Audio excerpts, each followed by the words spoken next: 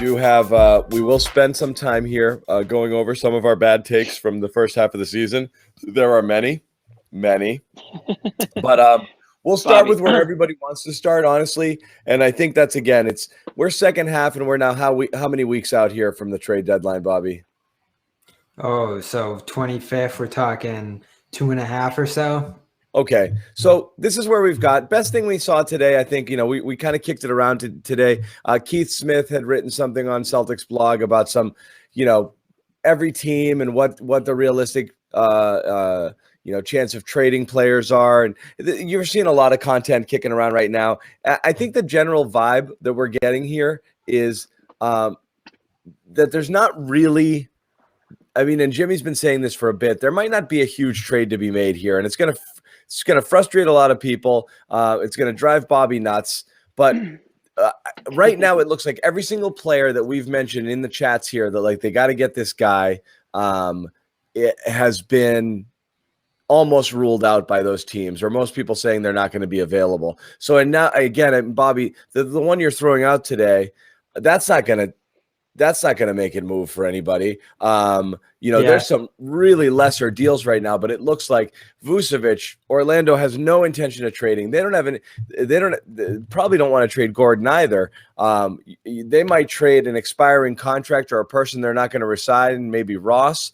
And even that might be pricey. It looks like Cleveland doesn't want to trade Nance. I don't know where we are here now. I don't know at which point. Barnes is the most likely guy to move, but if there's only one or two players of value and there's 10 teams that have need, now what are we talking about in terms of the type of bidding war it's going to take to get just an okay player? Yeah, this is the kind of market we expected this year with 20 playoff teams. Even Everybody worse. digging their heels in. And this is largely posturing for a big package across the league right now. That's what you're seeing. All these different teams are saying, well, we're not going to move so-and-so. We're not going to do this. We're not going to do that. I do think there's a substantial truth to that Vucevic thing. We've heard from the start that's going to take a ton to get him out of Orlando, and now it almost looks unrealistic from a Celtics perspective, certainly. But what concerned me more than that for the Celtics specifically is the amount of fringe contenders, specifically the Denver Nuggets, who I've heard a lot about in the last few days from a number of different reporters and how active they're going to be. They have quite a few tradable assets, whether it be Gary Harris, Will Barton, RJ Hampton, picks galore, obviously. They project to probably be in a better pick position given their West standing than Boston, at this very moment anyway. So they're going to be active, and they're in on the Harrison Barnes chase. They're going to be in on quite a number of guys that the Celtics are looking at right now because they're in a similar position to Boston, struggling on the fringe of their conference. Need some depth. Some pieces are going to be floating away. Boston has already lost there, certainly. So the Nuggets are almost in a position of we don't want what happened to Boston to happen to us. We don't want to lose Harris, Barton, all these different guys before we can unload them. And those are guys who would have some value to a place like Sacramento or Orlando or other teams across the league. Portland, too. Portland's got a number of young players who, whether it be Simons who won the dunk contest or Nasty a little, or these teams that are going to be active alongside the Celtics is what you've talked about, John. They have players right now, and so with this restrained market and with quite a number of teams trying to make that push to get back into the race for a conference finals, it's going to be brutal sledding for the next few weeks. But luckily, a lot can happen over the next period ahead to change that. It feels weird that the All-Star break doesn't have a trade deadline this year, and the fact that we're still so far away from it after makes it even weirder. Yeah, Bobby, I'm glad you brought up the Denver Nuggets because that's the team that I was looking at before the season started as a potential trading partner for the Celtics midseason. Now, whether we're talking Gary Harris, Will Barton, guys that can score, guys that can really elevate that second unit, I think that's realistically what's going to happen with this Celtics team. Maybe not Denver in particular, but that sort of player, right? A player or two, maybe. I think Danny Ainge would like a couple of pieces here to booster up that second unit. But at the same time, we have to remember also, this is Brad Stevens we're talking about. So if the name isn't as sexy as you would like it to be, or if you're not crazy about, the player coming in, even though it didn't cost the Celtics a whole lot, I think there's a good chance that that player is going to fill in a void that this team needs. And Brad Stevens knows what is it? What is the reputation we're saying for Brad, right? He gets the most out of those kind of guys, right? And of the bench guys plug-in players that can go into any rotation essentially and be effective. Well, he's gonna have to get the most out of a guy like that, maybe two. Yeah, again, I just think Danny's going to kick the tires like he does every trade deadline. And we've seen the Celtics in different positions. Obviously, like in past years, like when they made like the Isaiah Thomas deal, they were in a completely different position. So I just don't know if they're in that situation now where they're going to go and take a risk and potentially hinder what they can do in the off season or next season by, sort of like going all in. I think Bobby may have used that term before. I don't know if he still feels that way, but I just don't see that in the cards. They're not going to overpay. They're not going to be, Danny's not going to be a sucker at the deadline and, bring on a player that still might not put them over the hump. We're seeing players jump to the Nets already. Blake Griffin just did it. He's not going to be the last player to do it, I'm sure. We'll see other teams do it, whether it's the Lakers, whether it's I think Drummond's going there too. Look up for Drummond. Exactly. Yep. So Jimmy, I've been kind of misreading this from you. Is this what you think? Is this what you think Ainge is going to do, or is this how do you agree with him necessarily? Both. I think. Wow. I don't think he's going to. I've been saying this all along. I don't think he's going to just do this wacky trade or some wild trade and potentially blow things up. Either hinder them in the future, handcuff them, or whatever you want to call it.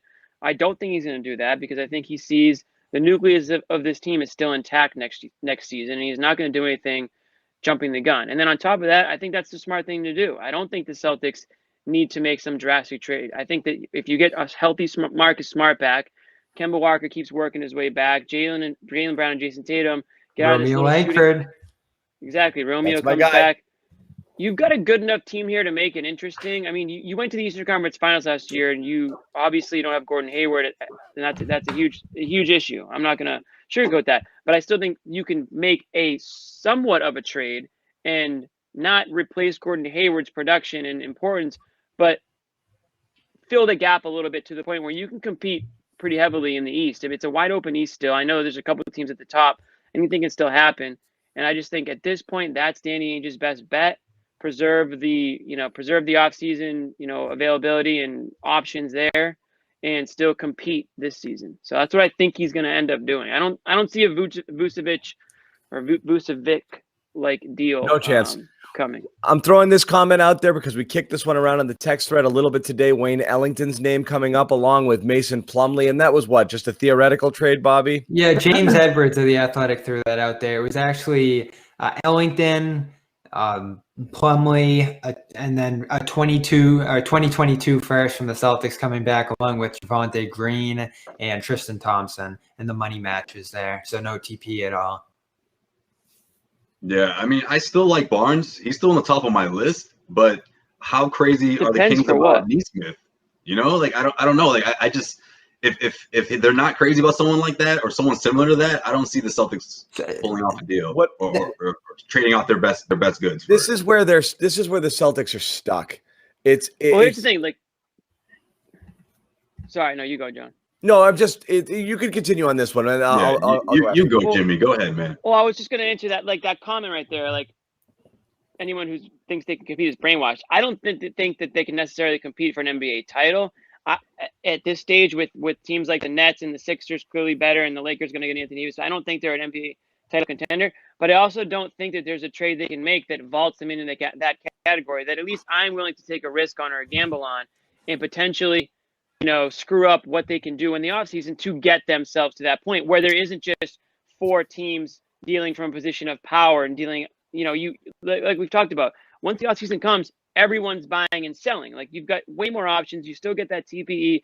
You might have a Rob Williams that's worth more in a few months than he is now. Maybe, you can package those two things together, and however many picks Bobby would package in a deal. The limit is unknown, but you just have more options then. So Most allowed under rules. Exactly. I just think that they're not going to do that. Now, does that mean I'm punting the season? I wouldn't say that word punting. Absolutely not, because you're still a team that can compete. And what I mean by compete is night in, night out. I mean, they can win these games.